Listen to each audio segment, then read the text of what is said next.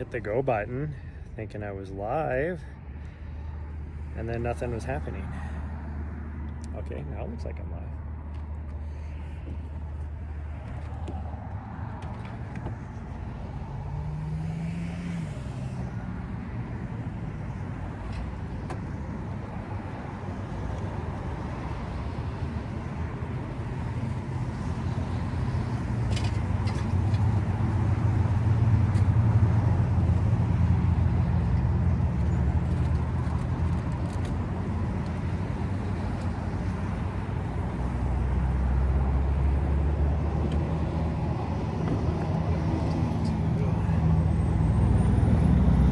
Warm out here today.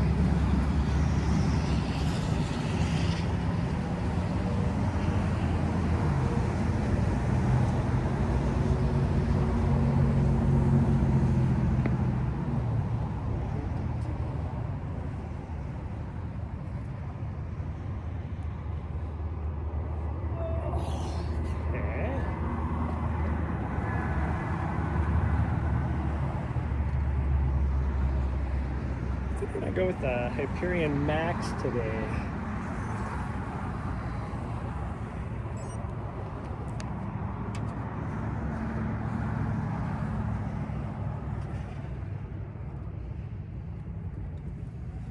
Oh.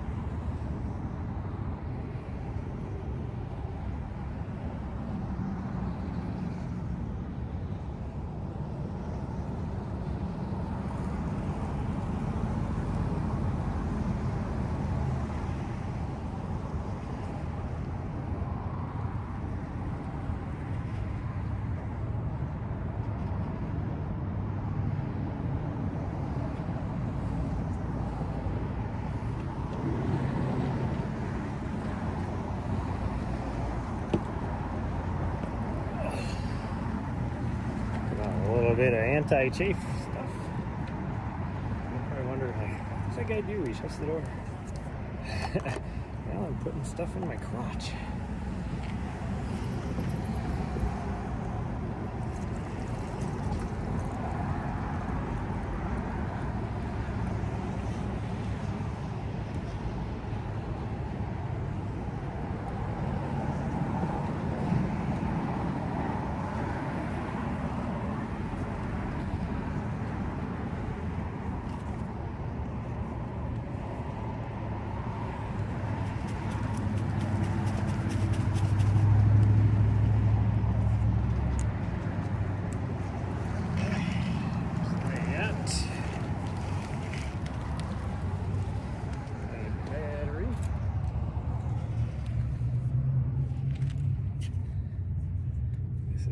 Yeah, it looks like it.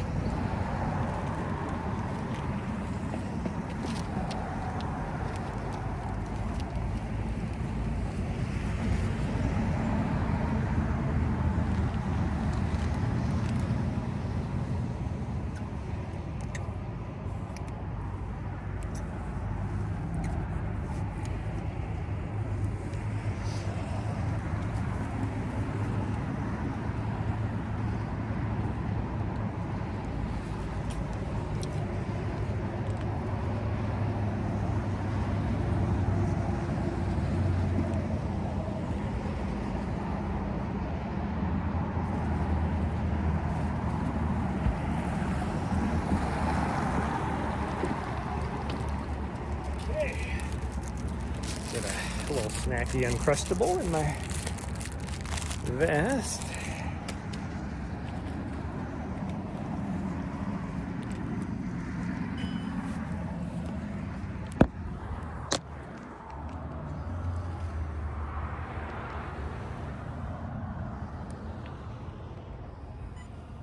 There we go.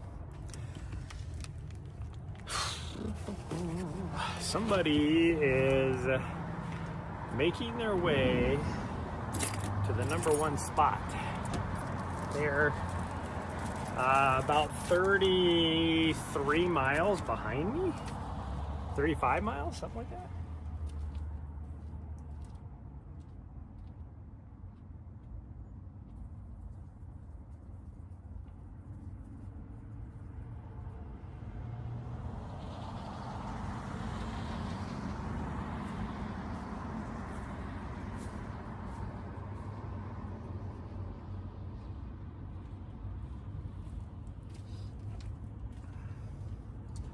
Something like that. Oh, my butt is itchy now after putting a little bit of anti-chafing stuff on.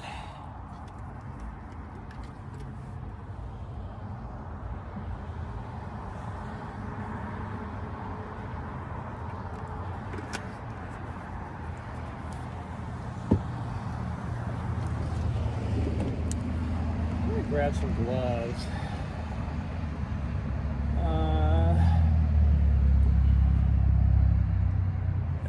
These will work. Just in case my hands get cold, because it is a little bit chilly. It's just not chilly. Like the sun feels nice, but that breeze is cold. It's gonna be a slow first mile because we're 10 minutes in and I haven't even nice job, buddy. There's no left turn. Oh geez, this guy's even worse. What the fuck, dude? That guy's going down the first guy at least like turned left after going through. That guy, he essentially went the left side of a traffic circle type of thing, like it's divided, and he decided, I'm just gonna go the head on. Have you all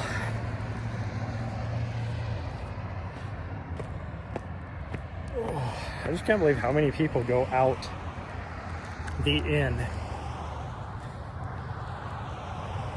because that is an enter only, but you see so many people that go out it, and there's signs that say I mean, I guess in the second guy's defense that went into the oncoming lane, he didn't break the because there's a sign on the right hand lane that says right turn only. So I mean, in his defense, he didn't break the right turn only because he was in the oncoming lane, you know.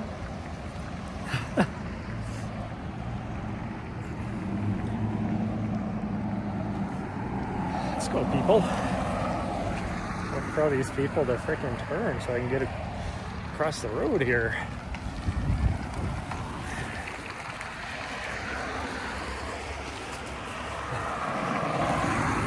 Whew. Okay, well, might have to put a coat on. Let's change camera views.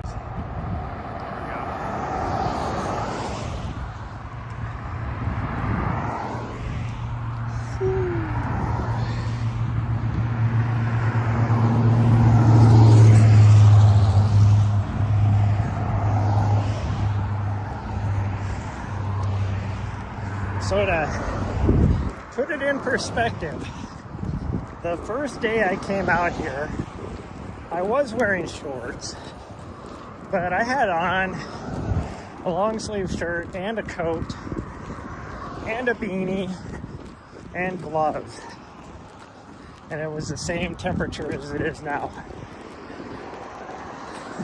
Today, after the last week of freaking single digits and low teens that we had, I'm out here just a long sleeve t-shirt, shorts, no hat, no gloves, or no beanie. I mean, I have a hat on, but I got a running cap.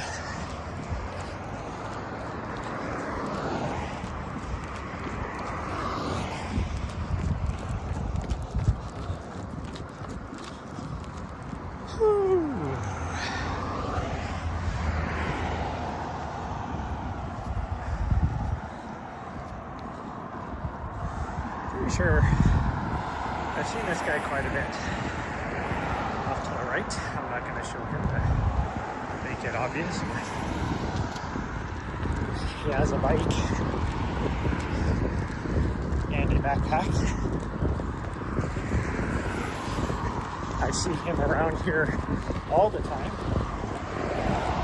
He is constantly on his phone, as if he's waiting for messages to deliver stuff, if you know what I mean.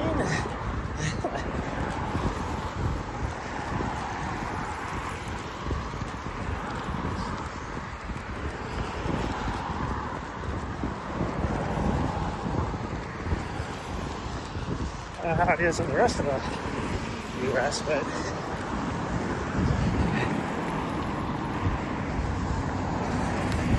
just people that deliver things that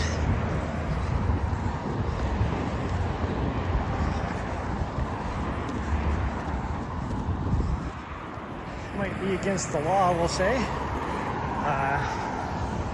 It is quite common for them to ride around in bikes with backpacks. And you might say, Shad, you're in a college town. Lots of people that age ride around on a bike with their backpack going to college. And I would say, yes, you're correct. But it is very obvious they are not college kids.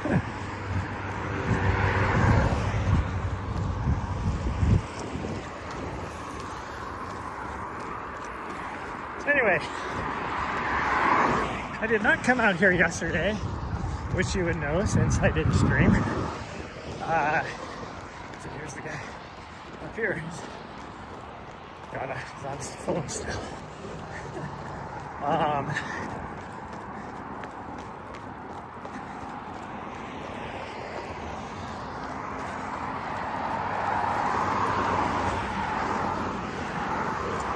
Did not come out here because even though it was a little bit warmer yesterday, when I woke up in the morning, I was like, because in order for me to come out here, I had to do laundry. I woke up yesterday morning early to do laundry, and my body just said no. So I slept in. In fact, I haven't slept in that late in a long, long time. So I didn't come out here yesterday. Wasn't too worried because the next closest guy is 200 segments behind me.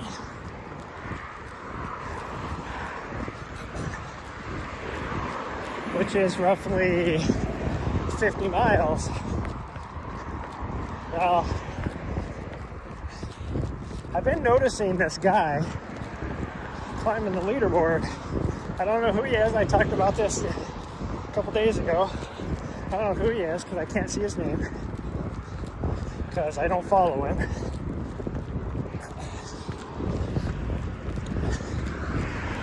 But I've been watching him slowly climb the leaderboard. Well, he must have put a 20-mile day in yesterday because all of a sudden he is within, like I said, like 32 miles of me or something. So I'm like, okay, I see how it is. So now the guy's in second place. So I gotta put in the work.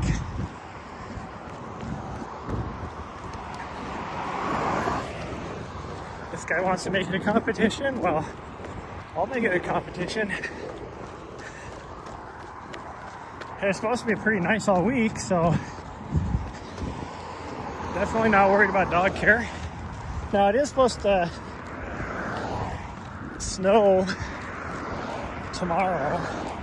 I don't know when it's supposed to start, but it's going to be fairly warm out, like in the low 30s,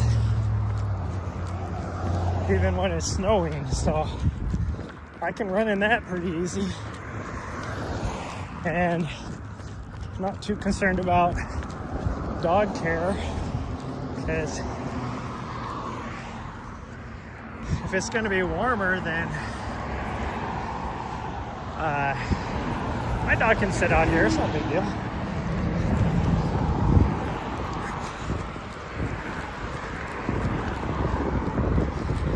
And by sit out here, I mean in my vehicle. So I don't have to worry about her getting that cold. I mean, if it's about 30, I wouldn't even have to run the vehicle, or probably even run the heater for very long. It'll stay, especially if there's a little bit of sun, it'll stay warm. Like on the drive down here, I didn't have the heater on at all. And most of the drive, it was like 35 degrees, 36 degrees.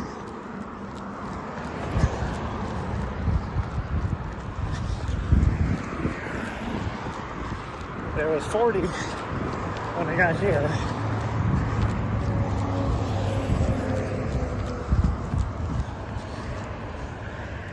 Whoo-wee.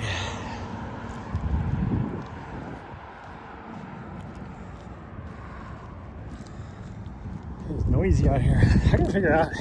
I think if I was to put if I start Spotify. I don't think you guys can hear it, but I would be able to hear it until an alert plays. But if I turn off alerts, I don't think I'd have an issue. So then, like, I think you guys can still hear me, but I don't think you'd be able to hear the music. That way, I can have some music going, because it is the reason why I've had to. Normally, I don't run with music. It's not a big deal. I enjoy, especially when I'm up in the mountains and stuff. One, I enjoy the sounds of nature, but two, just for situational awareness. You know, I don't want to get attacked by a bear or something, or a mountain lion when I'm out there on the trails. Or if it's an area where mountain bikers are allowed, you know, I want to be able to hear mountain bikers coming. Plus be able to hear Nari with her noisemaker on. But here, with the sound of the constant traffic, it starts to just wear on you. Like, for me, it's the traffic is harder to get through than the mileage. Like, yeah, somebody might be like, oh man, it's gotta be monotonous just running back and forth on this segment. And it is, but it's not as bad as the traffic. So if I put headphones on with music playing, then it kind of drowns that out.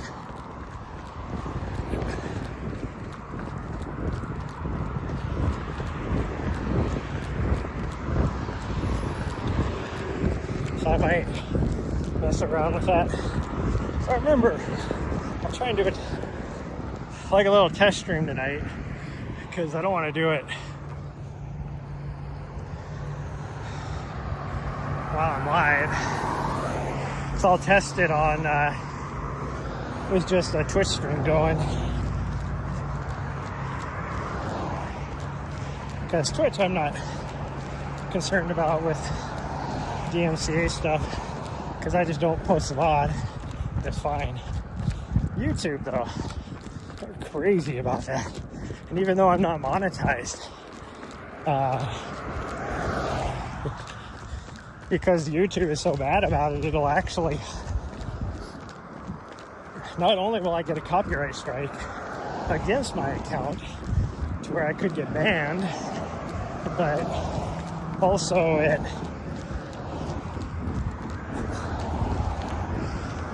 doesn't show it worldwide.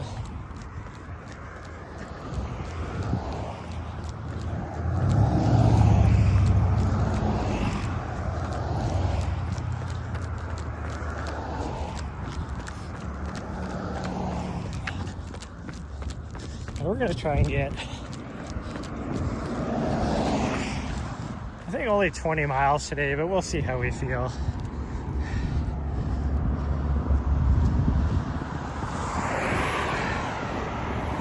If I can do 20, I'm gonna make this other guy work.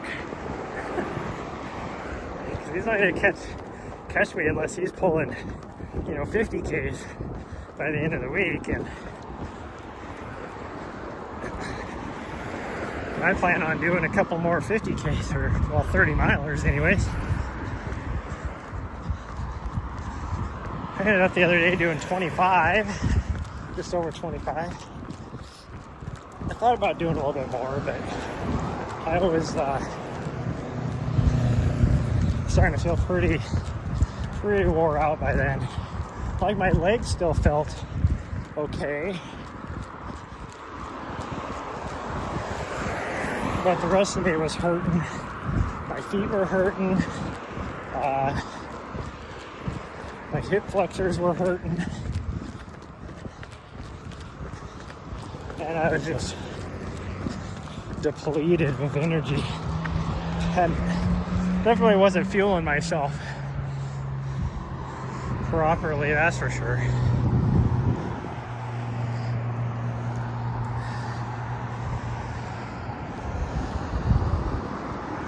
Whew.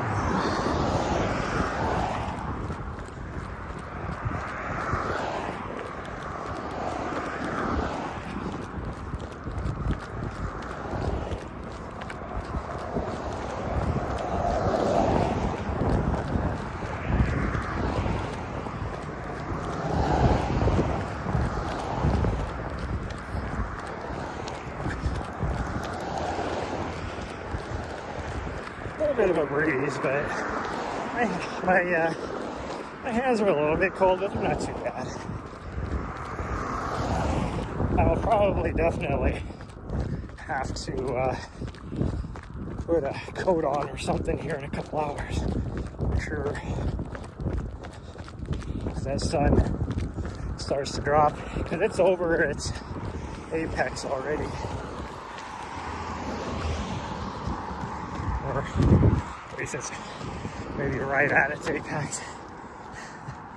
So in a couple hours it's gonna start cooling off. Whew. It's gotta be over its apex. As warm as it was yesterday and today, I'm actually surprised there's any snow left.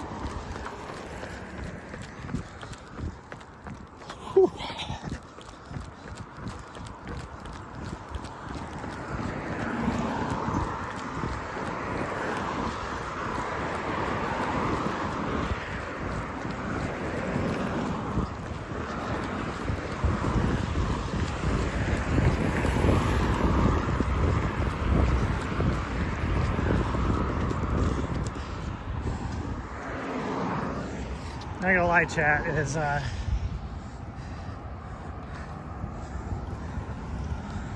nice as the weather actually is. I can't wait for this week to be over with so that I can actually, so I got one more week, full week of training, and can't wait to hit some lower trails up in the mountains, just to be able to run around with my doggo, because she is driving me crazy, which I get. It's not her fault, but she has been ridiculous.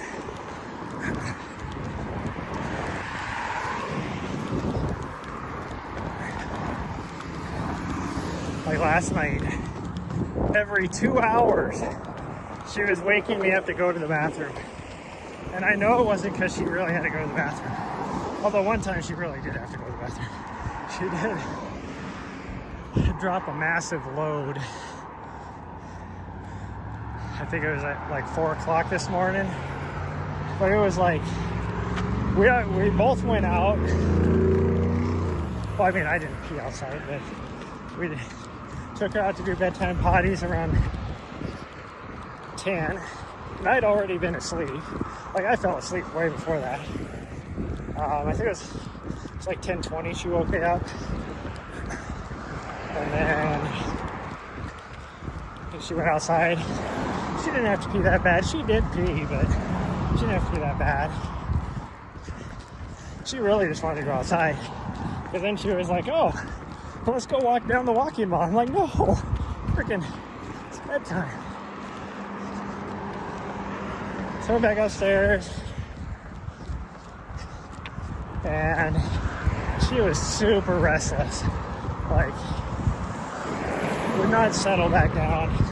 Eventually fell back asleep, and then she woke me up around midnight. And again, took her outside. She peed a little bit. And then she, again, was like, okay, let's go for a walk. Because, I mean, it was like, 36 degrees last night in Helena. And so I was like, no, for your bedtime, you fool. And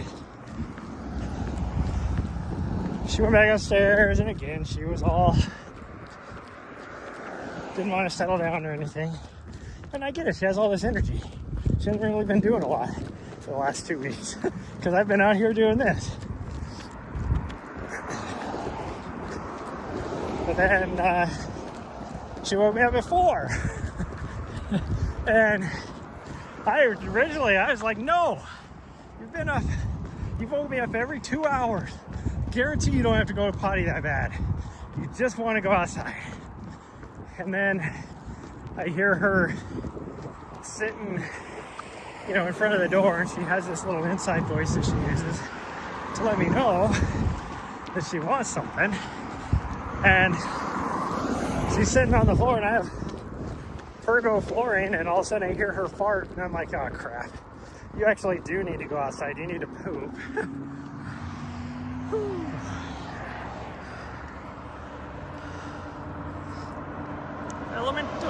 Elementator. Whoa. That view, yeah. The view is great here. I do have to say, out of all the burrito leagues that are all around the world that I've seen, I'm sure there's some that are better. There's one where I don't remember which one it is, but I looked at the view that they had, and I was like, that actually might beat the view I have. But the only thing that sucks about this is it's right next to the busiest street in all of this, the city of Bozeman. So it's like so noisy.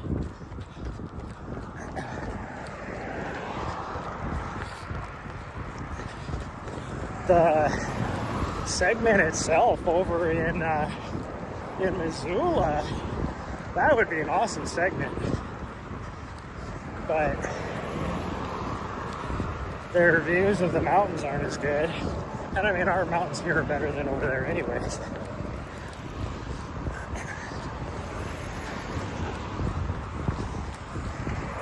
It is really cool to make the turn right here and get to stare off at the bridges right here.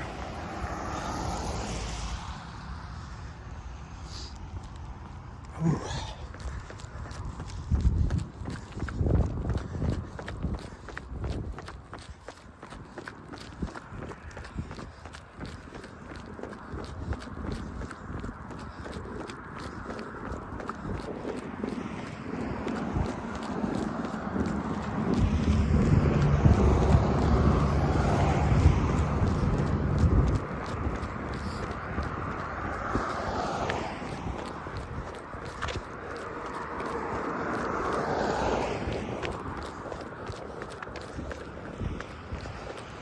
Oh yeah, it sucks. Just staring at the bridgers in front of me here, I know that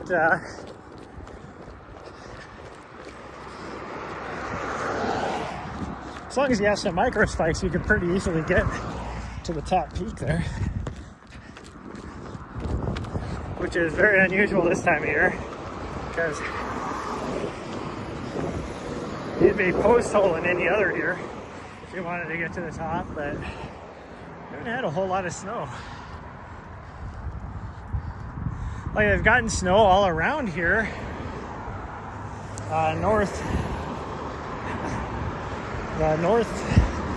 central, I guess, part of Montana, or part of the Rockies. It's just been getting dumped on, like Glacier Park and down into like the Bob Marshall, almost.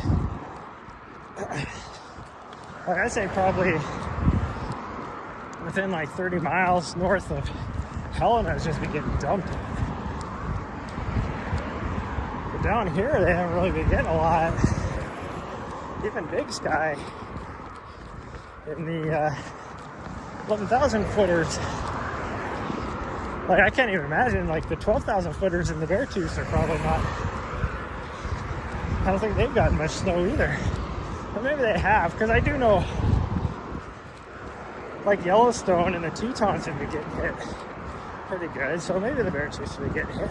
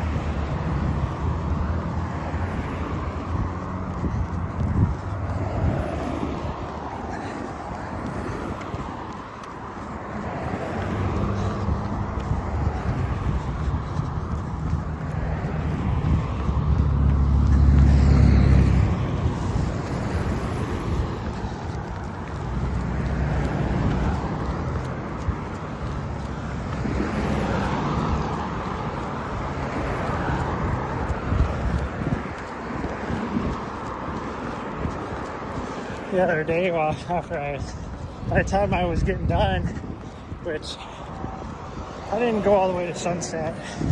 That was probably an hour from sunset, but it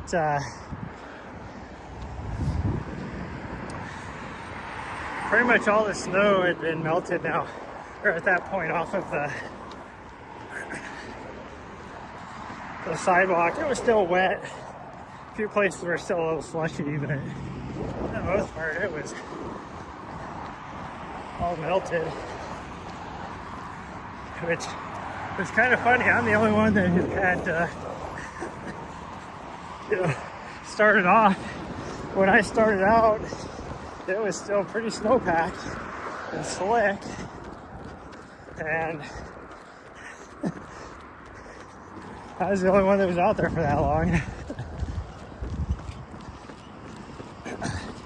Still want to know who this guy is that's trying to climb up, trying to catch me on the leaderboard. Because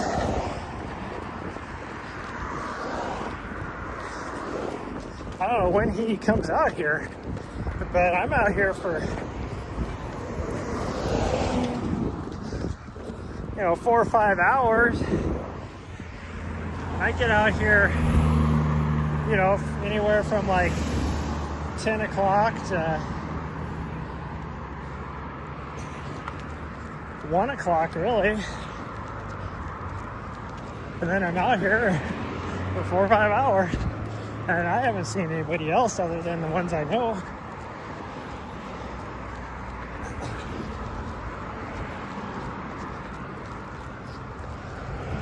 I would guess since the sidewalk is dry today, I'll probably see at some point the first place woman And second place woman, she usually shows up in about like right around 1 o'clock, I want to say, is when she usually shows up.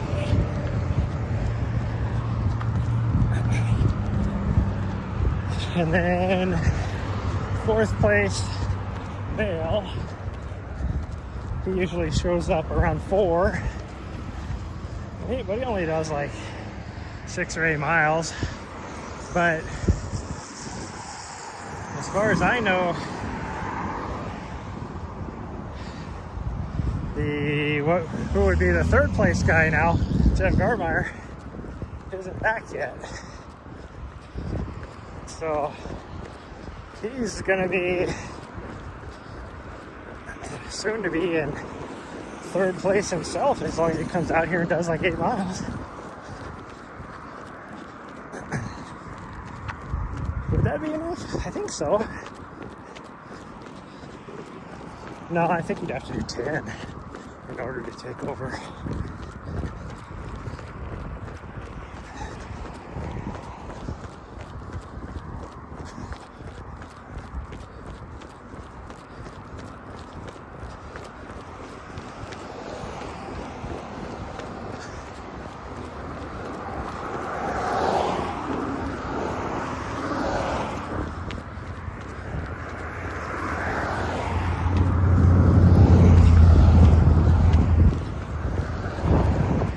Somehow last week,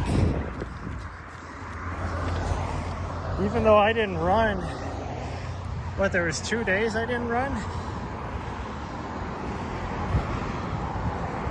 last week, and I still ended up with like 115 miles in the week. Today, or this week, I should get, I don't know if I'll get 100 since I skipped yesterday. Because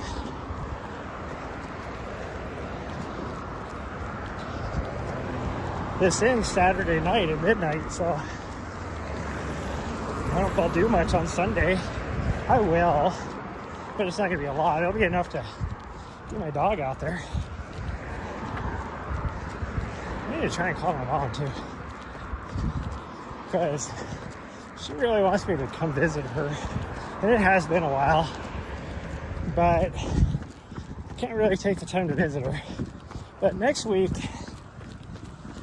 I could go and grab her and bring her down to Helena for a few days. So at least then she can spend time.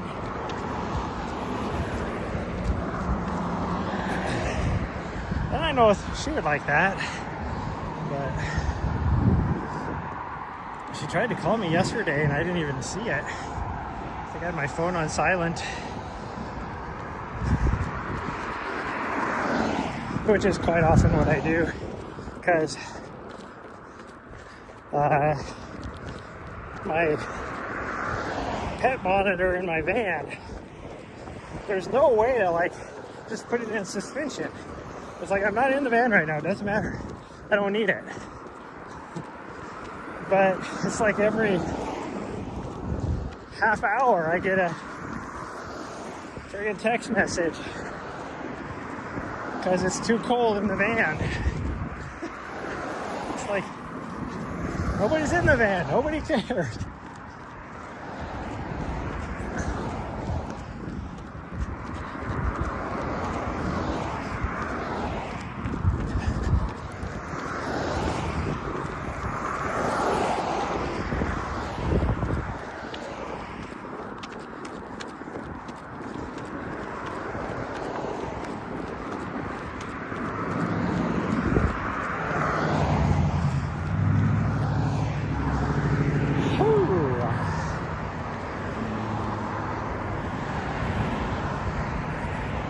Okay, where the satellite tracker's off a little bit because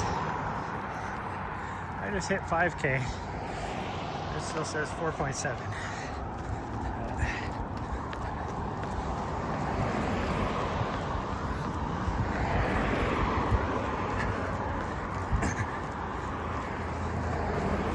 somebody was having fun doing donuts out here.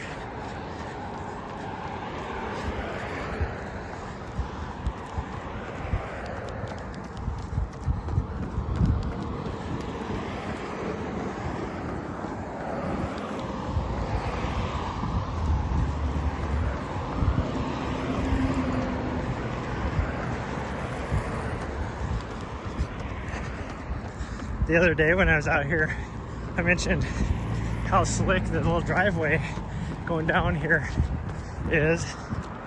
And I watched somebody, this is towards the end, I was right about here running, and here comes this guy in his freaking, I think it was like a Lexus or something. Obviously wanted to beat me to here, not knowing I was going to be turning around. So he was trying to get there as fast as he could. He went whipping into the friggin' driveway. And the dude got lucky that there was nobody else anywhere around there, because he went down in there and did a freaking full 180 in his vehicle. It's like, you dumbass. And then, you know, he felt really stupid when I turned around and started coming back this way.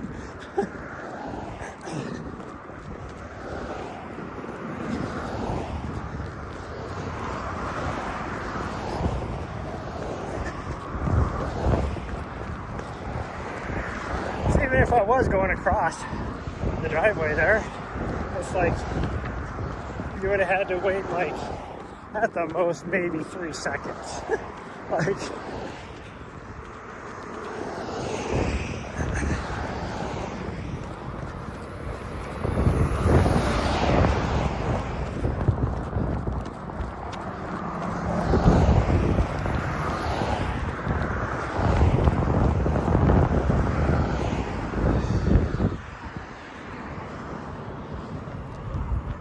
with the paces I've been running out here, granted, especially after 2 hours, I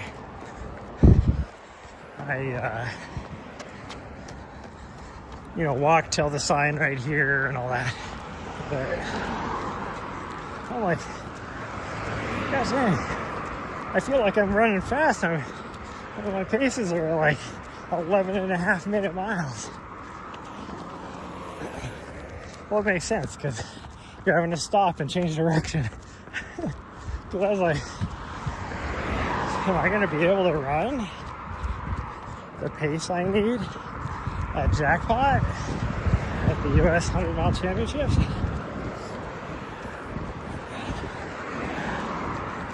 But then I look at my watch when I'm just bebopping down the deal here, and I mean, I'm like as zone 2 as you can get. Like, my heart rate is probably anywhere from like 125 to like probably 132-ish. And like, my pace is fast enough. Now, if I had to stop or do whatever, like change shoes or use the bathroom, then that pace won't cut it for the time I want to do. But for an average pace, it cuts it. And so I'm like, well, if I just speed up a little bit, I can stay still within that 140 to 145 sweet spot, and I should have plenty of time. Now,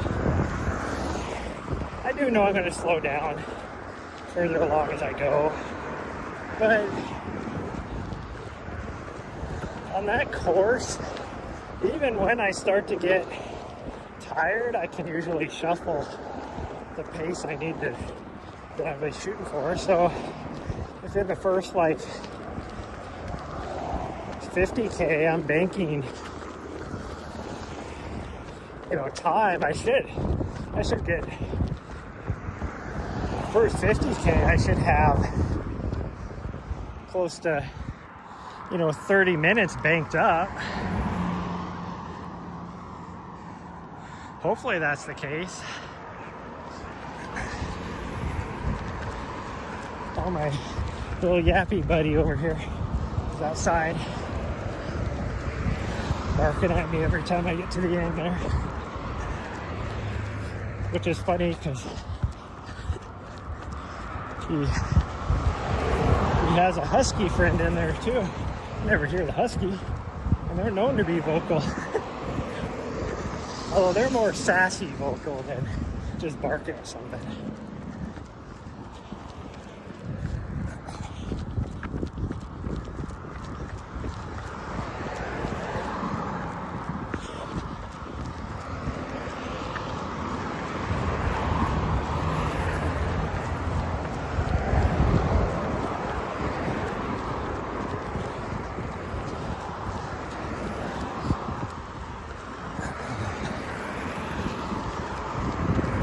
Curious. I was looking, I saw on Instagram that Poopy and Walmsley, they are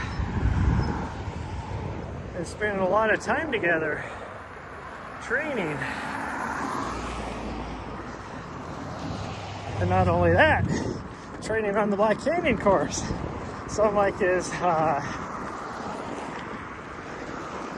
I haven't looked at the entrance list, but is Poopy, is he going to be trying for a golden ticket at Black Canyon this year? And then along that same line is Walmsley also? Like, why else would he be in the US right now?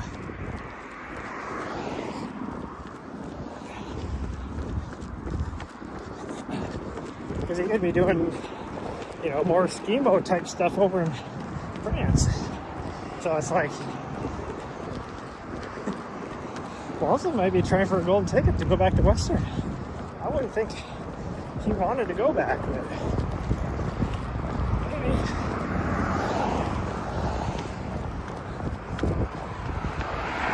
maybe. So that would be a really good head-to-head if,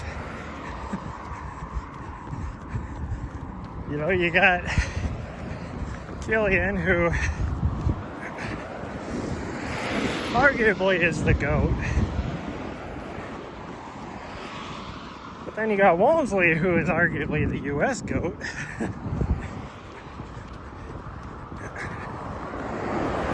Now, I mean, you could debate that, because you got Scott Jurek back in the day. Like, nobody's won as many times as he had. But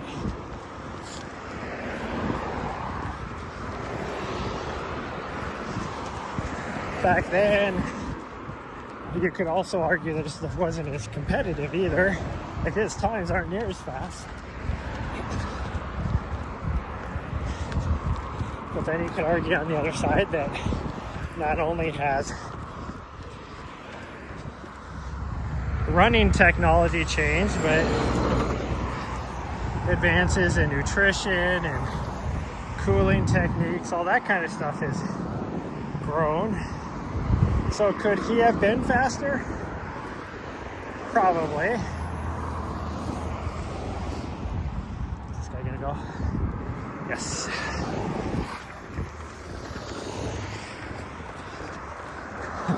Like, it did not look like he was looking my direction, so I was like, he's probably turning to the right.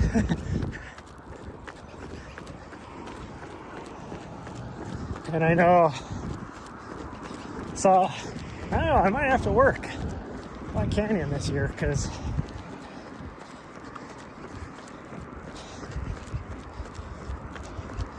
there's some high profile names showing up. Like, I'm pretty sure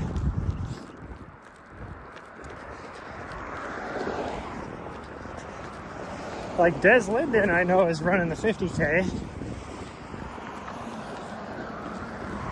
But I think like Molly Seidel, I think she's running the 100K. You got all these track people, track phenoms that are showing up. I wouldn't doubt that, what's her name? Shelby Houlihan will probably jump into the 50K if she could get in.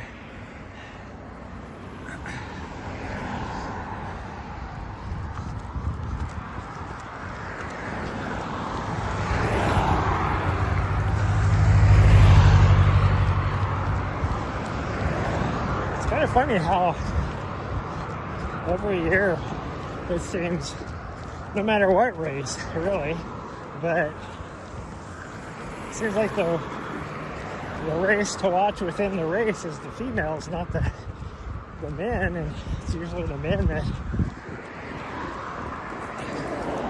you know, in the past have gotten all the spotlight, but now, like, the competition on the women's side is getting so fierce, and the stuff they're doing is so incredible that those are the races everybody's watching. It's like, oh, okay, so-and-so's racing on the men's side. Whoop-de-doo.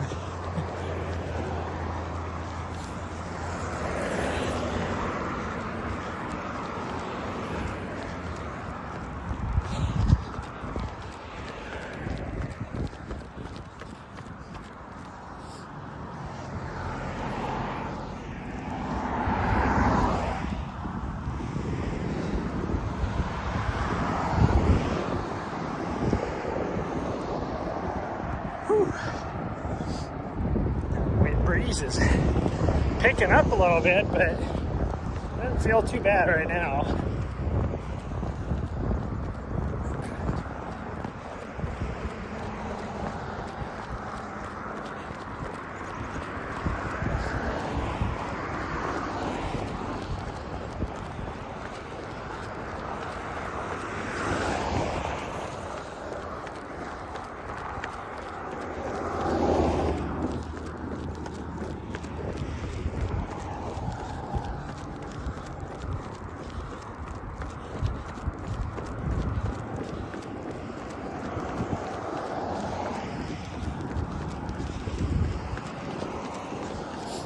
Thing, I do feel like I'm getting a little bit of, what do you call it, tendinopathy or whatever, tendinitis in my ankle from doing all these back-to-back segments. So I'll have to figure out what to do after the race.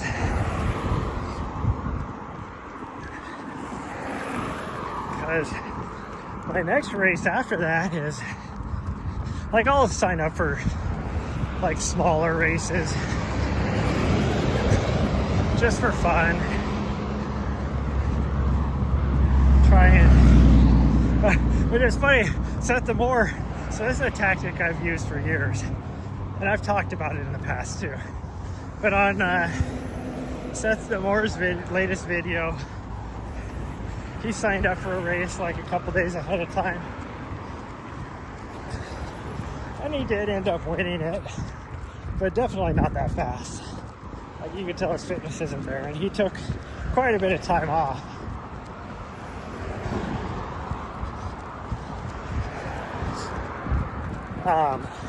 But as he called it, racing into fitness, and I've even used that term before, and that's why, yeah, I've talked about in the past how I would sign up for races all the time, more races than anybody would ever sign up for, because that was my speed work. Because I'm horrible about doing speed work. So I would sign up for races like that to get some threshold and more threshold training in more than anything. So I will be doing that again this year too, as much as I can.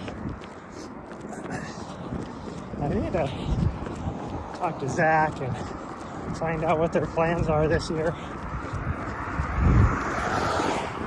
so that I can plan my year. I'm hoping, he knows I'm not going to be able to do, like I told him, like the biggest one that they try and lock us videographers in every year is Western States. And I'm pretty sure he got into Western. But he was debating whether he was going to actually race it or not, and it depended on stuff with the live broadcast. But I told him I wasn't going to be able to do it this year, which sucks because it is by far my biggest paycheck every year, and it's such a fun event to be part of. Although last year I got super frustrated with some things. But I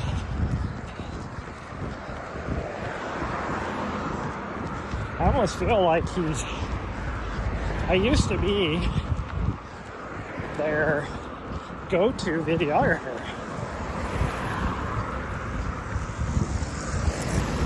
And anymore, I almost feel like an afterthought after telling him that. Although, one of the other videographers that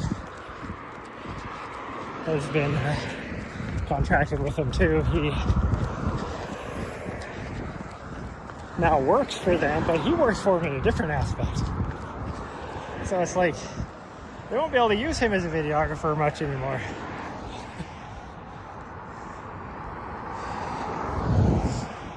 And I am by far the cheapest, and I would say that my quality is just as good, if not better, than a lot of the other ones, just because I know the equipment a lot better. Now, there's one videographer they use that's located in Salt Lake. That dude, he is good. Some of the shots that I saw him get at, which race was it? Broken Arrow, maybe?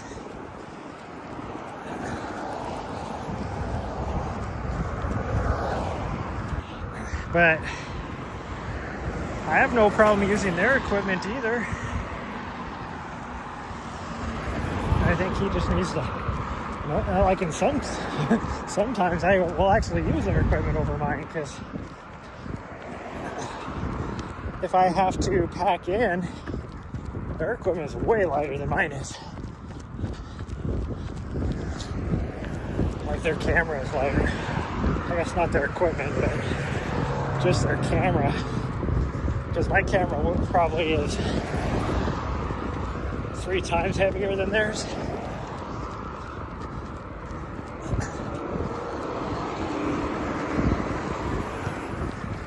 My camera's also,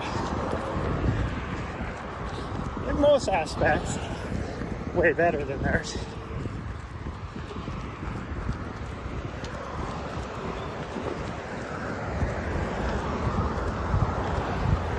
Whew.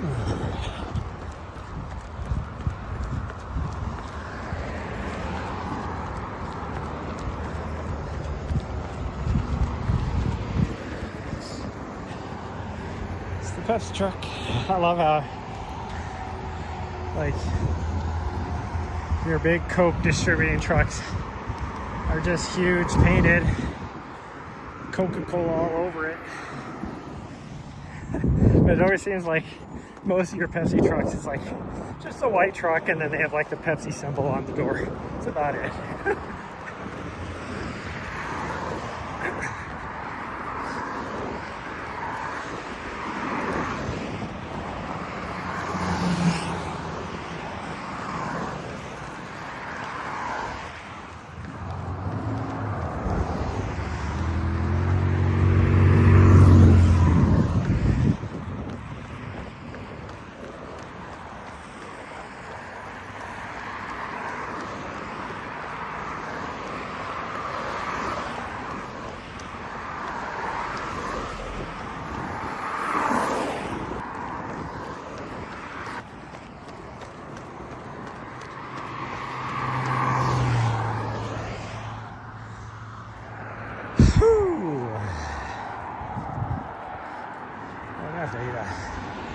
Probably should eat a snacky snack.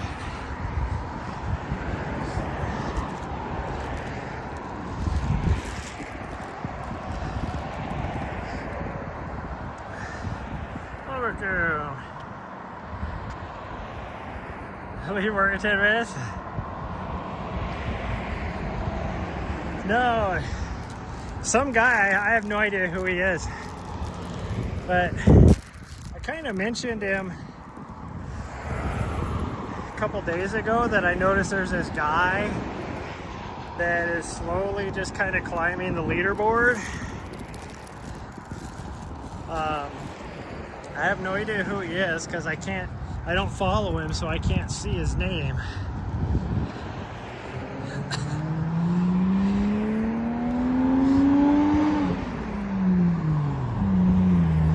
But he definitely, it had to have been yesterday. At some point, he put a pretty good day in, some good mileage, because he was, I don't know, like 50 some miles behind me. And then I looked this morning and all of a sudden he was like 30 miles behind me. So he definitely put in the work. So, and I took yesterday off for a couple reasons, but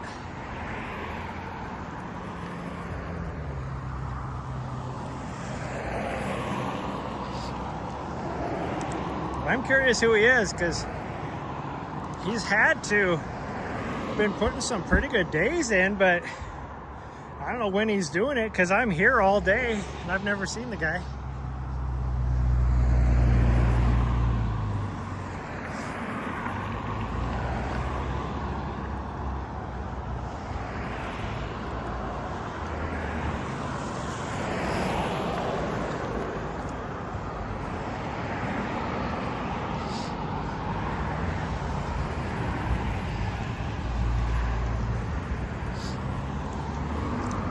He must come out here either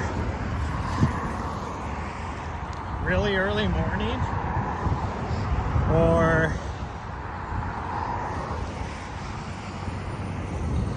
like late at night. It's one of the other guys that I'm just getting, like, just pulled in, one of the other guys that's out here, but I don't think it's him. I've seen him out here before, and he definitely has not been doing that many miles, but maybe he's been sneaky.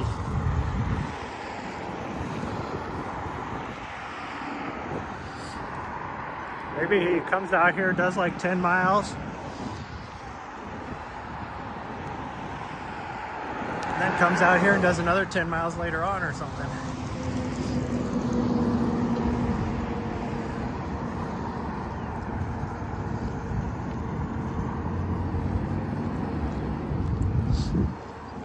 Because if it's the guy that just showed up, I saw him for the first time the other day,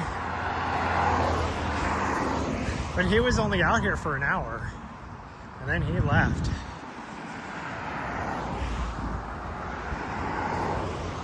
So, like, the pace he was running, he might have gotten maybe like 6-7 miles tops.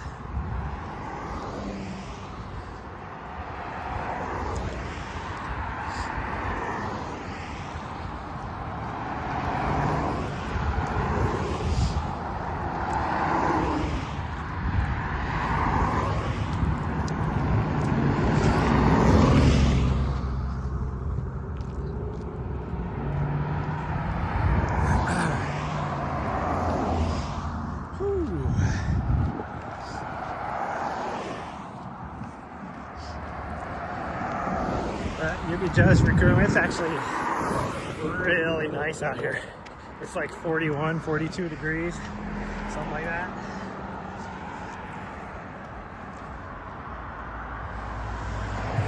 Whew.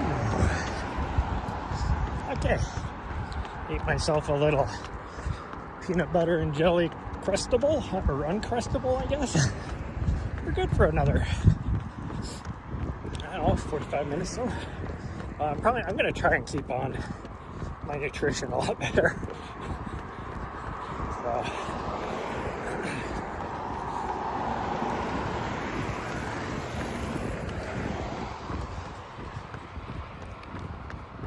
try and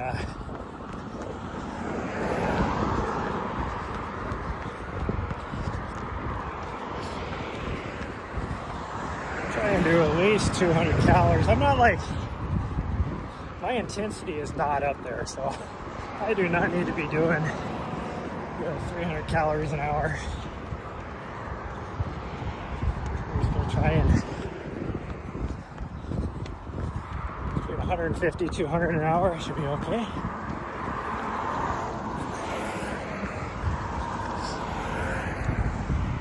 Oh, maybe that's not the guy, because he's not in the vehicle anymore and he's not out here. Must be nice. Yep, it is nice. It's like I was saying earlier, like the first day I came out here, it was the same temperature as it is now. I was freaking bundled up with like a coat on, wearing a beanie, gloves. Now I'm out here, I got just a long sleeve shirt on, regular running hat, no gloves, wearing shorts. All because of the really cold weather we got last week. Like, this feels nice out.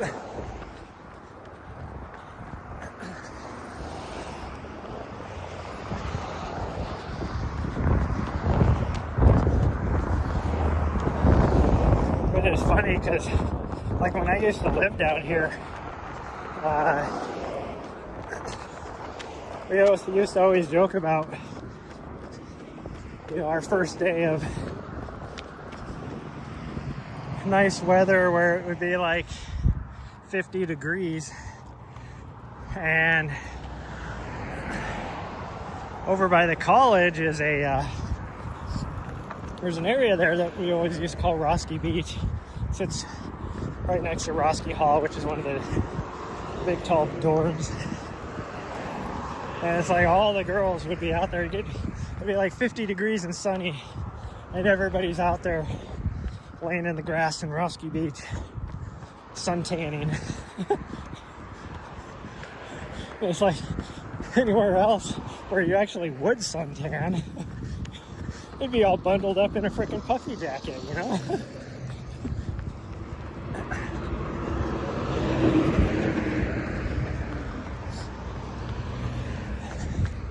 But I'm gonna put in the work for the rest of this week. See what this other guy does that's trying to get close, and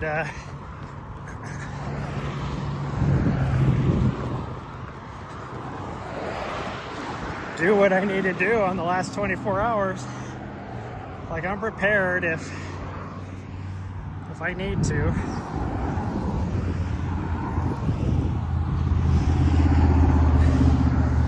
Put in a long day because of the weather. Losing your mind. That's how my dog has been the last couple of weeks.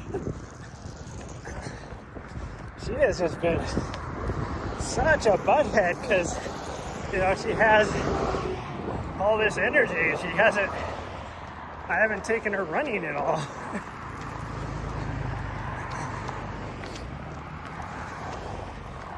Like, what was it, like 3 or 4 days ago, and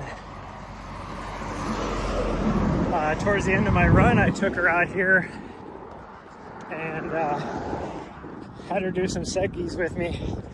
And as soon as I hooked her up and we started running, she was like, all on board. This is so much fun. She didn't even really care that we were going back and forth. Like, she was confused, but she was like, I don't know why we're doing it, but I'm on board. I'm out here running.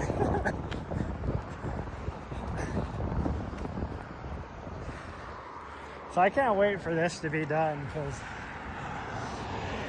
like, I'm having fun doing this, but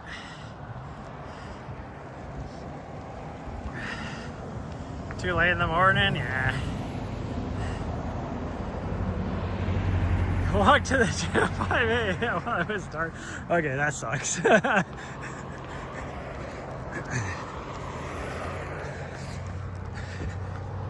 But next week is my last, like, actual training week before my race. And so me and the dog, the weather is supposed to be fairly similar to this week as far as I can tell. But me and her will get out there and hit some trails. She'll be excited.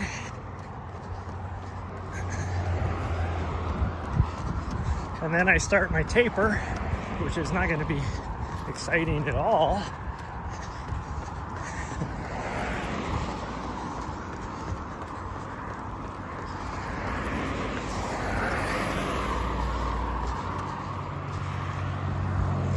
Like, even as many miles as I've been doing,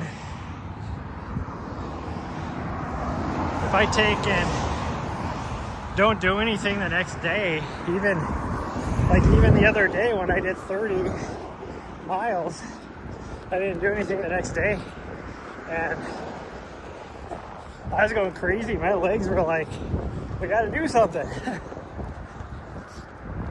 So it'll be interesting to see.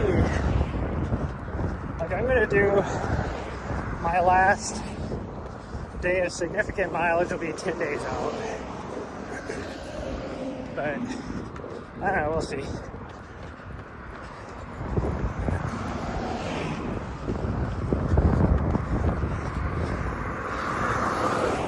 I'll just slow down. I always feel awkward, like, to pass her.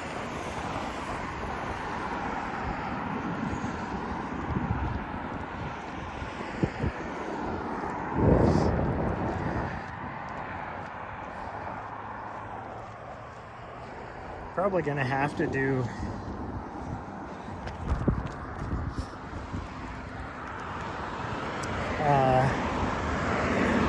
I probably have to do a bunch of my workouts on a treadmill just to increase the intensity.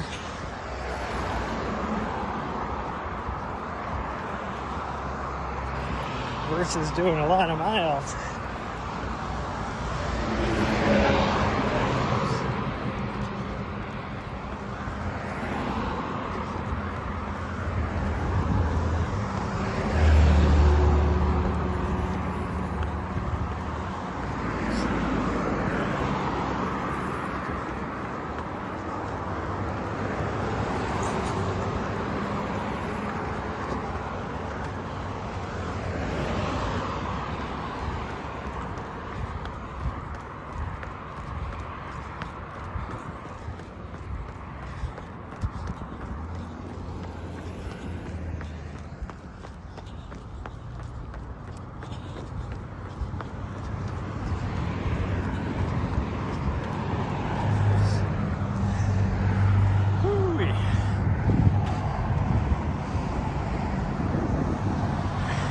Have to suck it up, yeah.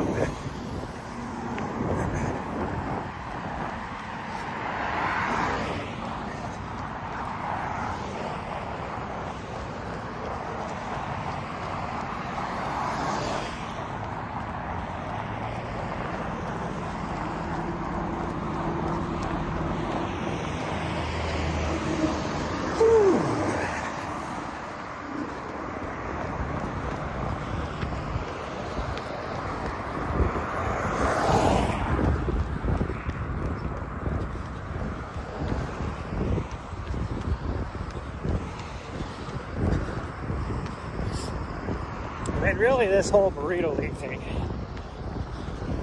has been a godsend for me, because all those long runs that I should have been doing the last 2 months that I haven't been doing, I've been able to get in the last 2 weeks. Every run except for one has been a long run, like over 20 miles. I had one run where I did a 13. That was it.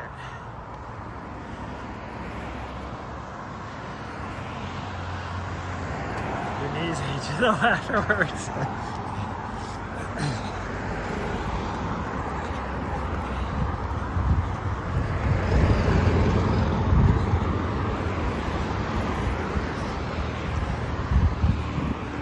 I mean, I could definitely tell, like, my fitness is exploding doing all these long runs compared to how I was. And you gotta keep in mind, I'm in high altitude right now too. So it's good training for me all around, because my race, I think, is at like, I mean, it's not exactly low altitude, but what is it like? I think it's less than 2,000. Or maybe it's right around 2,000 feet.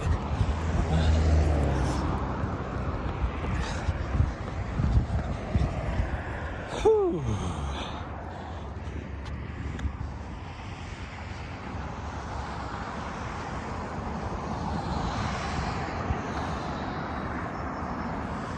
Long runs on the track you could do. This isn't safe. I cannot do a long run on a track.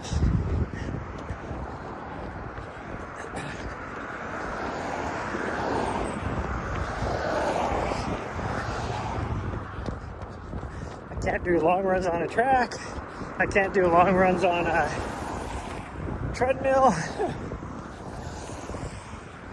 Even though realistically, me doing a long run on this segment is no different than a track, because this segment is about 400 meters long.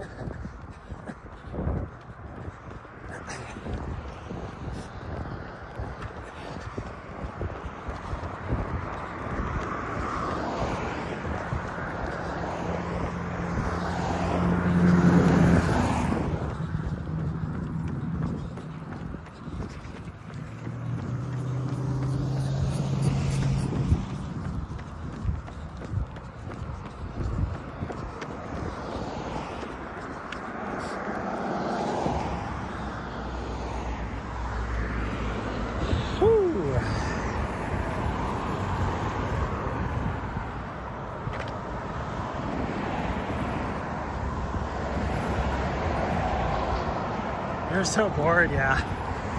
Like, even if I just want to do like a 1 hour run on a treadmill, I have to like have my iPad sitting there covering the screen so I can't see anything. Download a couple episodes of Friends or Big Bang Theory or something and just watch 3 episodes and be like, oh, that's about an hour.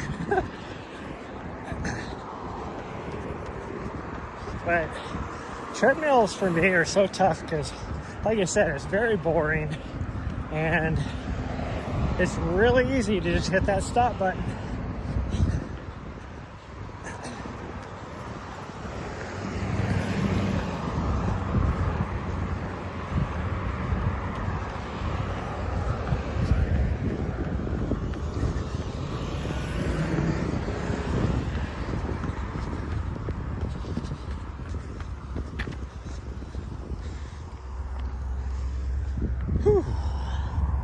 Well, that definitely is the same guy I was talking about that I saw out here running a little bit. That is definitely him. He's just not running today. So that is definitely not the guy that is trying to chase me.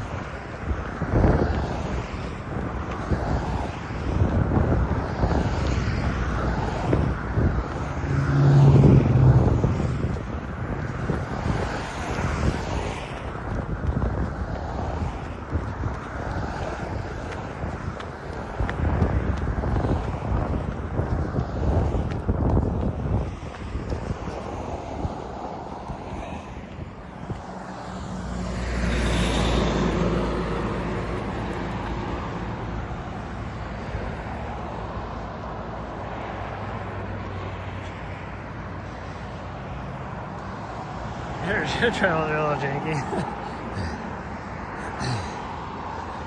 Yeah, it's hard for me to do even a mile on a treadmill.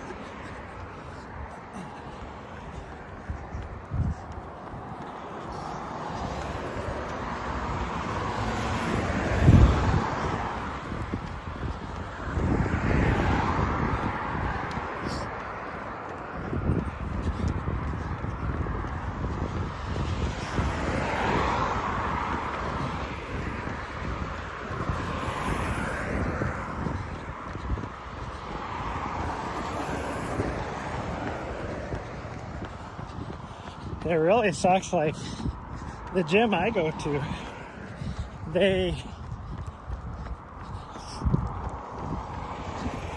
what was that, about 2 years ago? They remodeled the gym, and then when they put everything back in, they changed the configuration a little bit.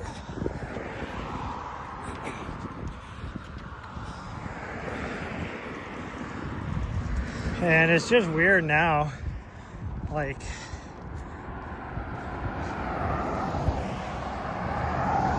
if you pick the right treadmill, you can at least look out a window, but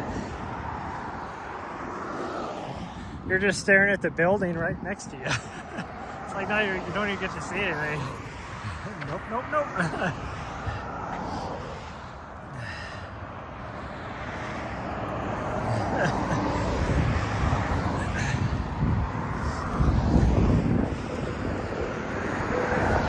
Like, at least the way they had it before the remodel, they had a big screen TV on a wall that you could watch whatever on.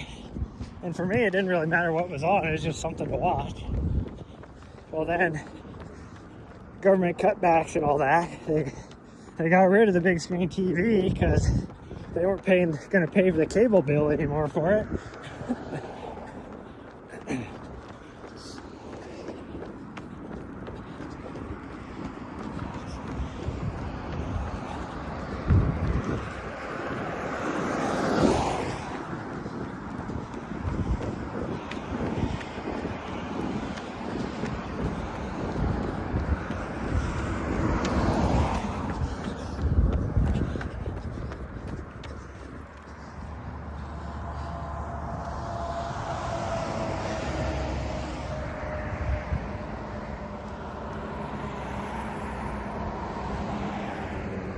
You'd want to go faster?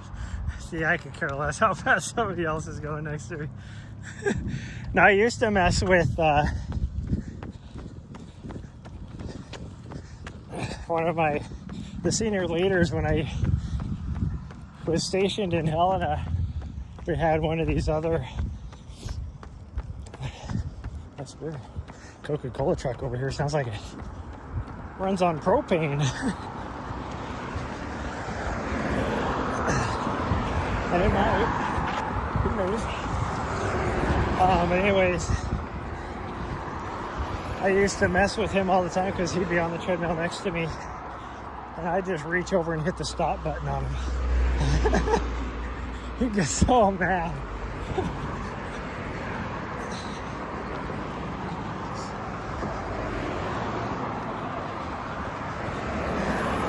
Now, he wouldn't be like running. He was usually just, walking or whatever. But it was still fun to mess with him.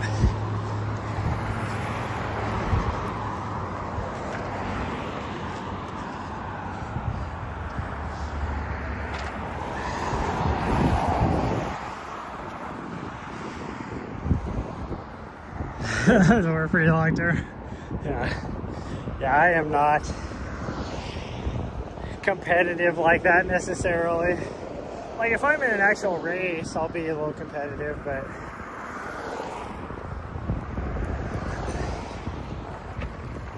no, I do like to mess with people every now and then. Like, there's that one time on live stream, this is when I was still living in DC, and we were running between Lincoln Memorial back to the Washington Monument. And so I would be at mile 12 by then. And I mean, that's back when I was in really good shape too. But I could hear this guy trying to catch me behind me. And I was just bebopping along, talking to Chat, you know, around a 7:30 pace. And you could tell he was one of those bros, you know, that had to prove how fast he was. So, and I could hear him like breathing heavier and heavier. And, you know, as he's trying to catch me. And so finally I told Chad, I was like, let's just drop the hammer and see what he does. So I sped up and I was doing like a 540 mile. And like this guy sounded like a freaking, like he was breathing so hard, like he was grunting audibly, you know, trying to catch me. And you know, we only went for maybe half a mile, so I wasn't like super out of breath, but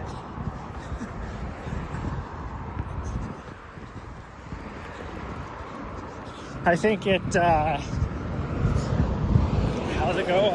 I took the wind out of that guy's sails.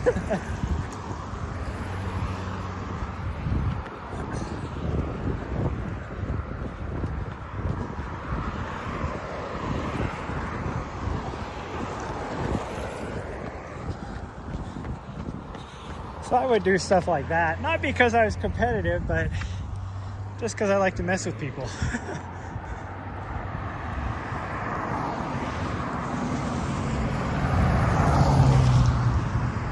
Pro runners at your gym.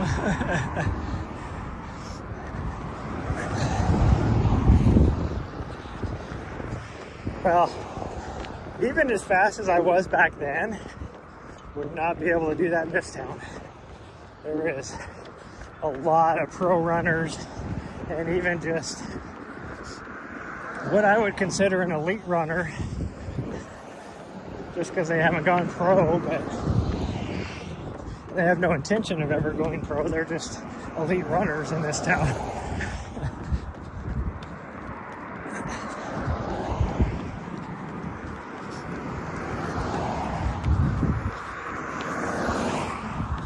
Because even like, there's a half marathon I love to do here. Even back when I was in really good shape, you know, my 10K pace was right around, you know, that 5:45, 5:50.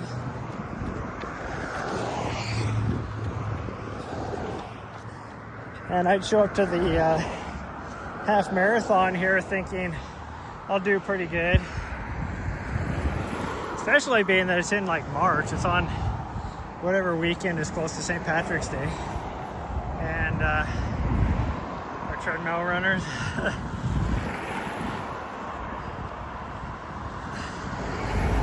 One dude on the weekends that maybe semi-pro. Nice.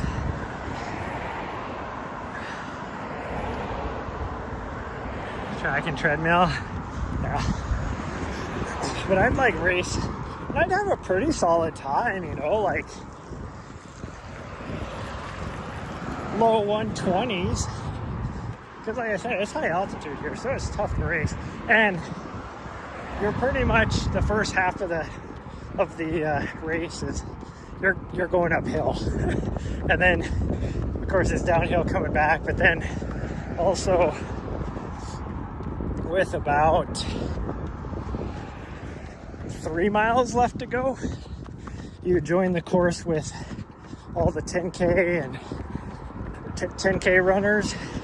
And so just by timing wise, it's like you hit that and you're hitting the middle to the back of pack 10K runners. So then you're having to weave through everybody.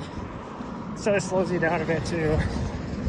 But I think the best I ever did was even running like a 121, I think. The best I ever did, I was still like 23rd place. You know, just having to do what they want, yeah.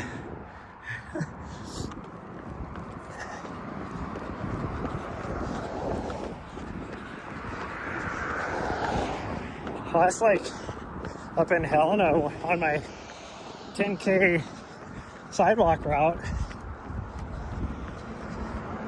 which most of the sidewalk is asphalt, so at least it's not concrete. But at like the halfway mark, it'd be like, you know, I'd run in the morning, so it'd be like 6:30 in the morning, like in the summertime and stuff. So it's really nice outside. Talking, you know, 70 degrees. And there's a gym, and the whole front window is nothing but like, you know, treadmills just lined up, and you'd be running in front of them. But like you said, yeah, do whatever you want. Just not my cup of tea.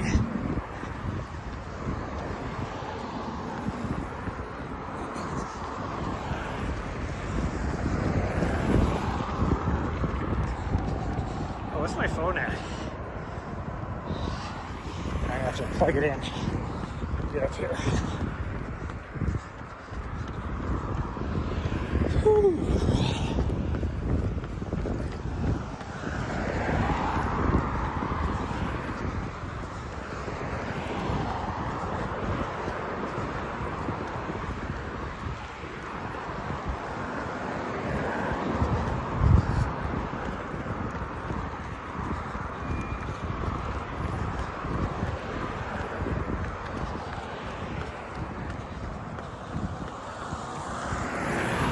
I'm thinking that there's just not going to be as many people out here anymore this last week,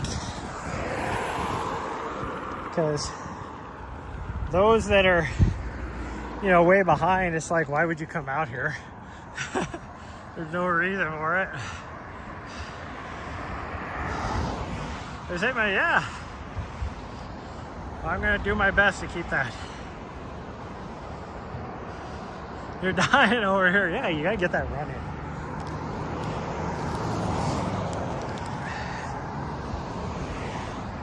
I'm guessing that unless they're like really close to third place,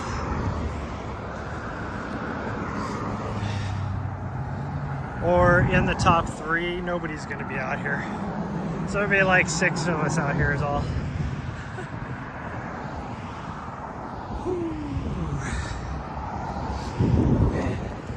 If I had to guess.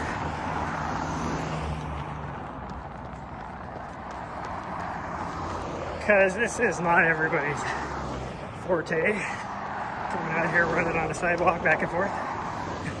Unless there's something in it. For me, there's something in it. Now, one of my friends, she was like, what do you... like, what's the prize pool? And like I said, the prize pool here is probably the weakest out of all of the burrito leagues around the world. Here and run, and it's like, yeah, but that's not the point. The point is I want to win, and it's good for my training. I wouldn't be doing anything like this for training if I didn't have this.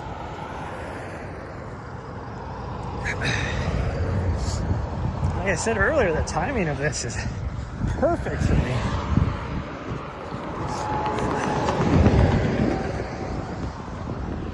Whew.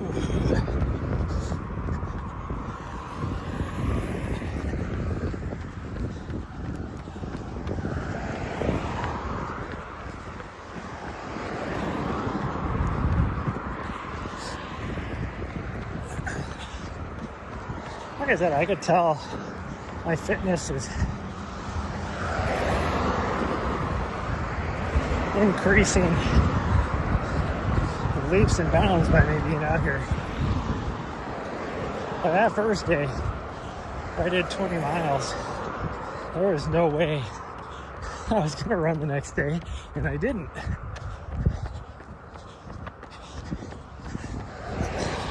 Because my legs were so stiff and sore, and then day after that, I did another 20-miler. And then because of the drive home, by the time I got home, my legs were stiff. Then the next day, like when I woke up, my legs hurt. But so I didn't come down here to run. Then after being up for like an hour or two, my legs felt great. Now I was still like worn out. And then I did that 30-miler, and at the end of that 30-miler, my legs actually still felt great. And then the next day, I definitely could have came down here, but I didn't, because after that, I was in the lead. Actually, after that, I couldn't come down here. Well, I mean, I could have early in the morning, but I had, well, I have no reason to really get down there. So I took another day off, which was not good because then I couldn't sleep that night because my legs were like, we got to do something. But anymore, I get done like last night. No, yesterday I didn't come out here. The day before, I did the a little over 25 miles, and my legs still felt great, but I definitely was out of energy. And then when I woke up yesterday, my legs felt great. Well, even when I got home, like they were a little stiff from the drive home, but after that, it felt great. So now it's like, other than the stiffness, just because I'm driving for an hour and a half, my legs feel great.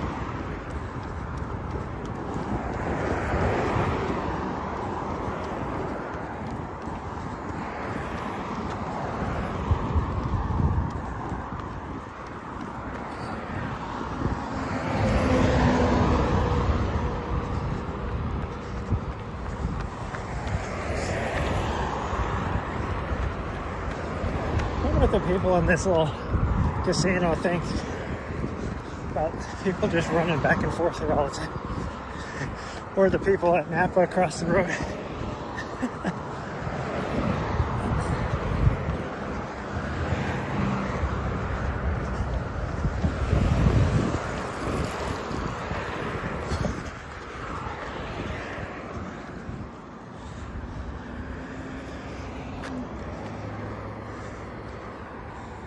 kind of surprised I haven't seen anybody else out here yet. Like, where is everybody? Of course, I don't know what time it is. It's almost 2. Usually by now there's a couple of the regulars that are out here. Maybe one of them. Well, I guess the other day, one of them came out earlier in the morning. Like, she was finishing up right when I got here, and I got here at around 10.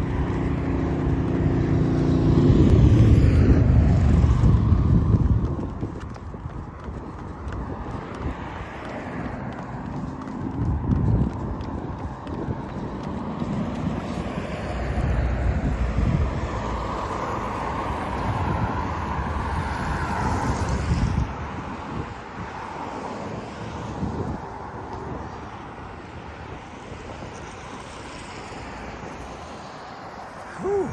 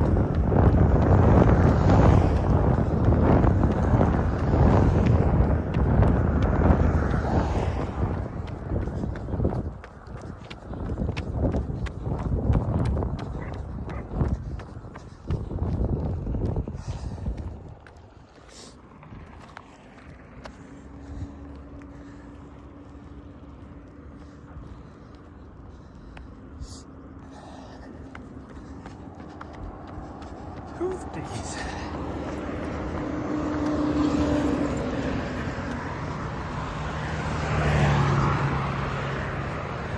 Going into that, like running into the breeze is cold.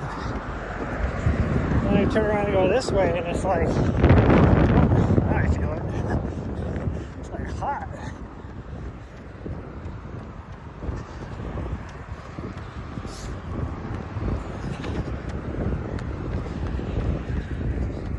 It's a little bit gusty, kind of swirly.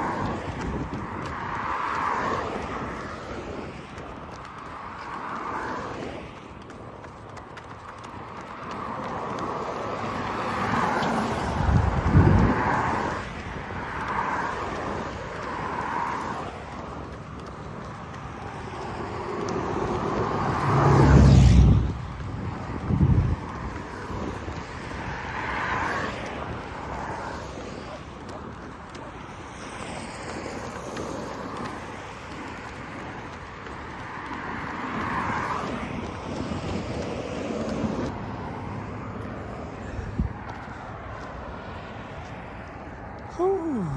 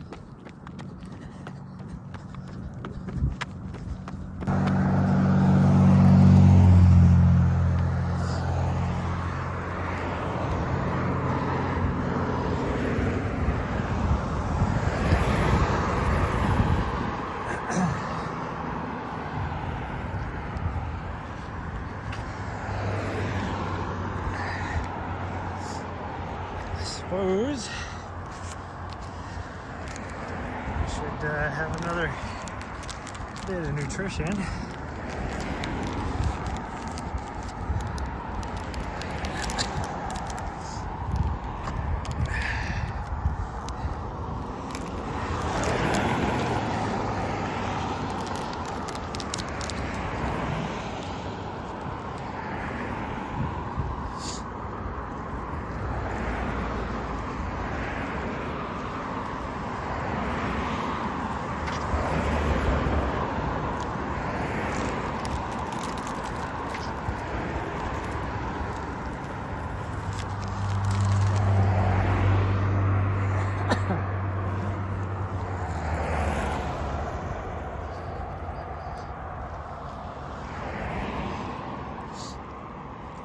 Little stroopwafel action this time.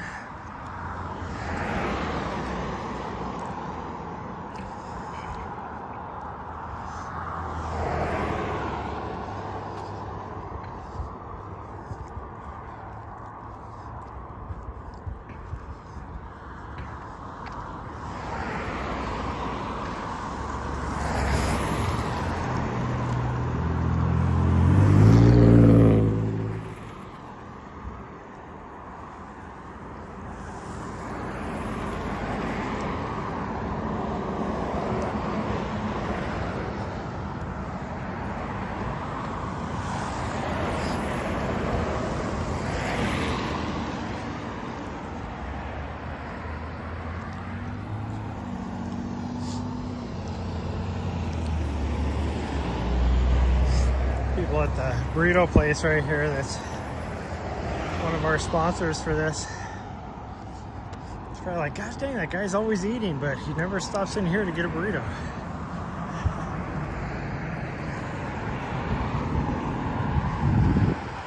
It's because I'm waiting until after I win. I get my free burritos.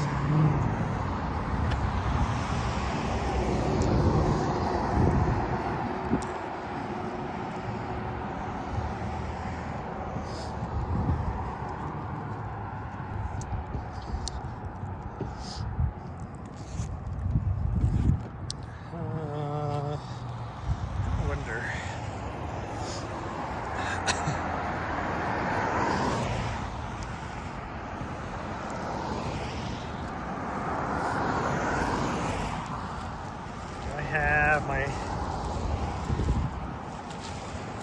salt tabs? No, I do not.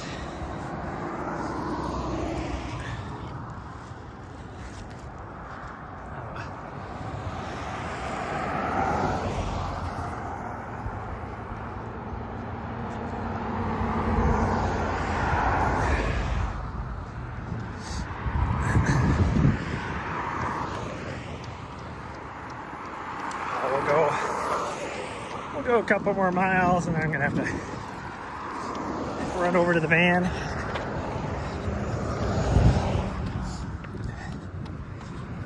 Pop a couple salt tabs.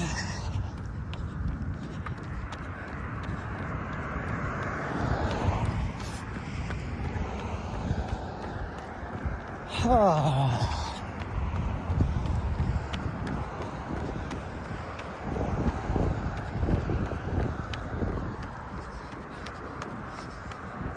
I need to do an inventory and make sure I have enough nutrition for my race. There's a few things I know I can't buy at the running store here, so I'll have to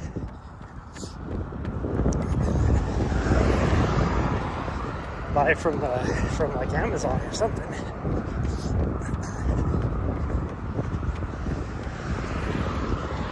But I know I'm getting very low on it.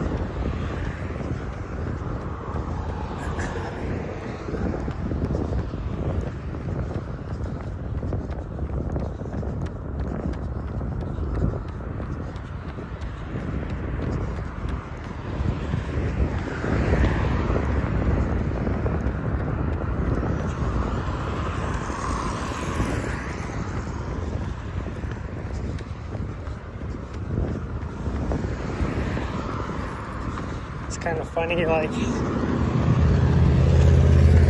first last couple times I dropped Nari off with a friend, like I'd go to pick her up and she'd be like, yep, I'm ready to go.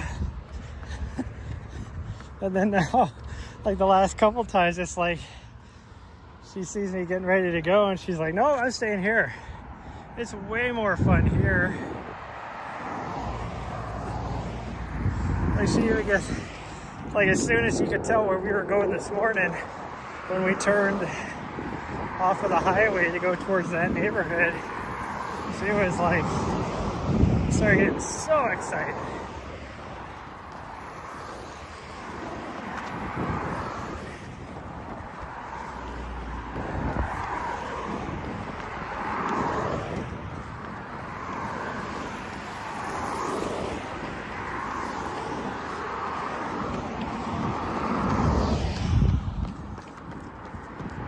Whew.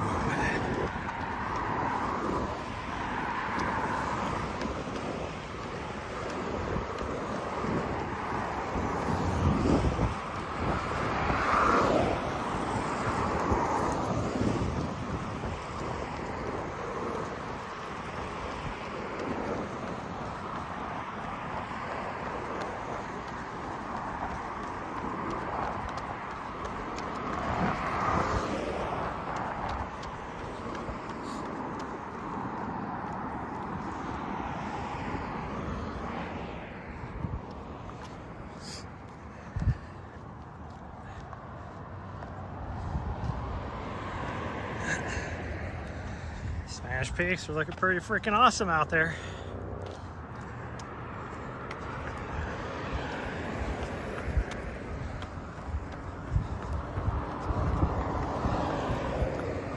Oh, somebody's getting pulled over.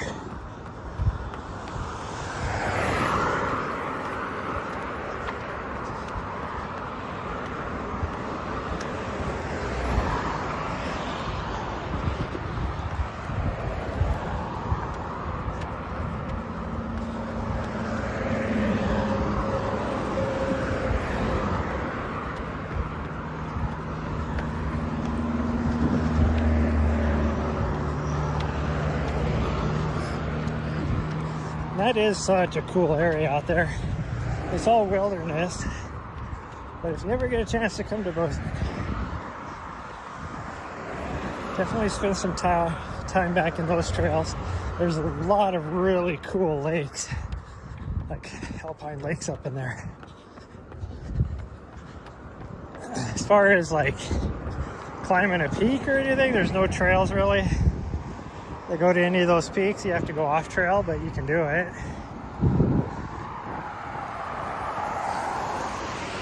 One of the FKTs that I hold up there is to the top of one of the peaks, but you're on trail for the first, I don't know, 6.5 miles or so, and then you're off trail to the top of the peak. But don't carry your bear spray. There's grizzlies all over there, out there.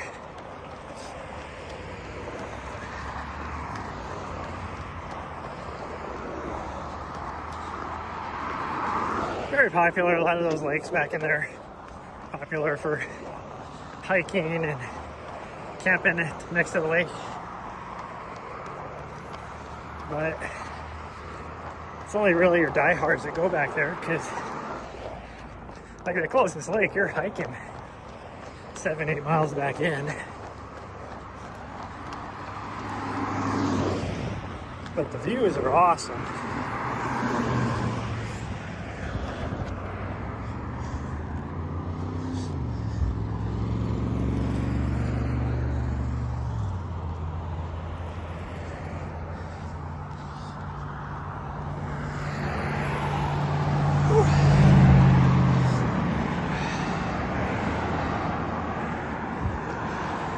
Some dipshit today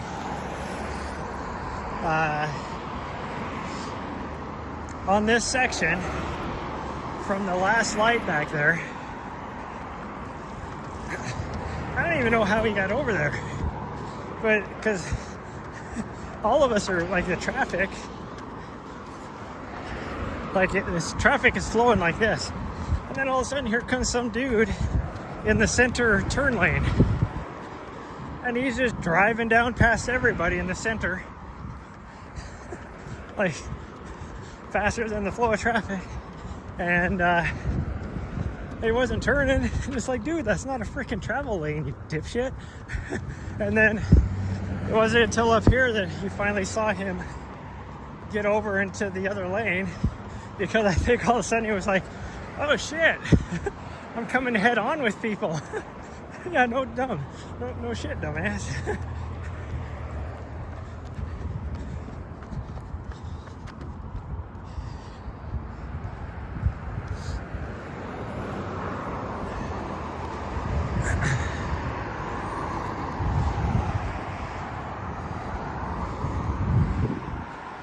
I mean, he's lucky that, because you get people that turn left, you know, out of like this and the next one, that sit in the thing to be able to merge over into the other lane. So it's like, he's just lucky nobody was turning left out there like that.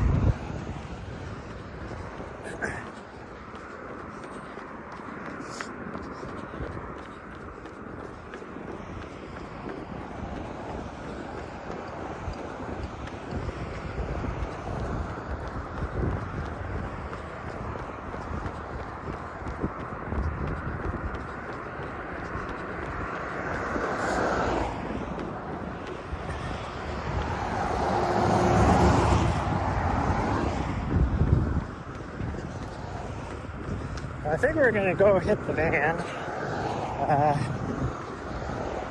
after this, but I'm gonna end the stream too, because everything is dying on me and I'm not gonna have enough batteries to keep up. Like, I got the camera plugged in right now, but it's not fully charged yet, and my gimbal's dying. So then if I unplug my camera to plug the gimbal in, then the camera will be dead before the gimbal's charged. Plus, you know, that way I can do these final 2 hours just put some music and just tug it out.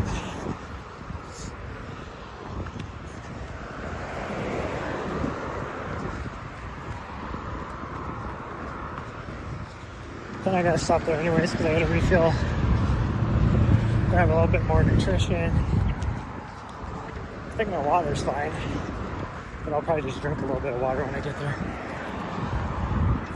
And then take some salt tabs.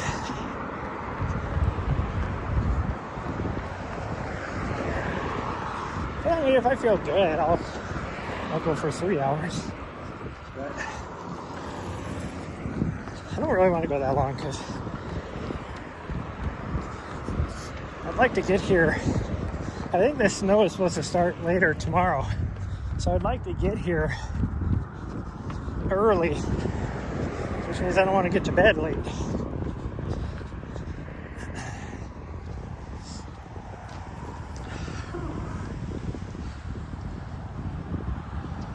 Change cameras here. There we go. As we walk back to, feeling a little bit of that tendonitis in my ankle too. Might maybe pop a Tylenol. The rest of my legs feel great, which is awesome.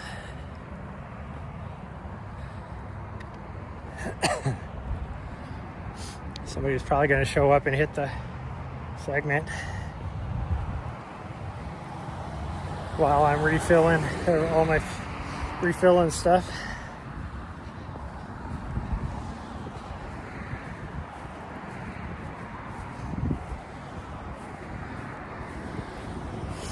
Do I have? Yeah, I do.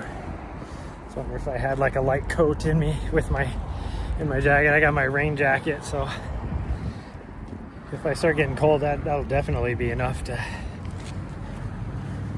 keep myself a little bit warmer.